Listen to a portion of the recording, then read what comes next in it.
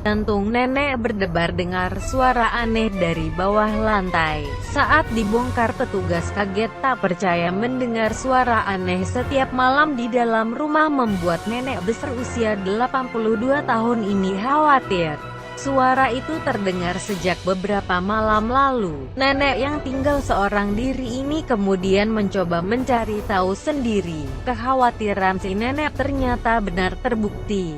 Semakin hari ia mendengar suara berdesis dari dalam lantainya, akhirnya ia memanggil petugas setempat dan mereka yang menelisik lubang kecil di lantai rumahnya, menemukan Siti Halimah Karimun, warga kampung Sungai Balai Darat di Perak, Malaysia, melihat ada seekor ular yang masuk ke dalam rumah. Awalnya dia mengira ular itu tersesat.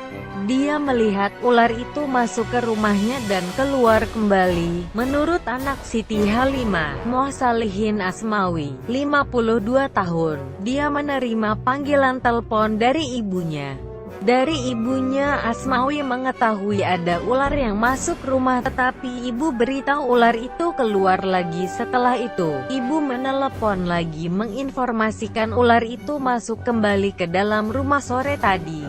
Saya kemudian menelepon Angkatan Pertahanan Publik Malaysia (APM) untuk memberitahukan kejadian sebelum mereka tiba di rumah ibu saya tadi. Katanya petugas langsung melakukan pemeriksaan dan menemukan 14 telur ular di lubang kecil itu. Setelah melihat ada lubang, anggota APM memecahkan lantai semen rumah ibu dan alangkah terkejutnya kami melihat seonggok telur ular di bawah lantai tersebut, tetapi ular tersebut tidak ada saat itu masuk ke dalam tanah karena lubang tersebut terlalu dalam, katanya. Sementara itu, pejabat Angkatan Pertahanan Sipil Bagan Datuk Letnan Moh Zaidi Ahmad mengatakan, sampai jam 11 malam, anggota APM masih berusaha mencari ular tersebut.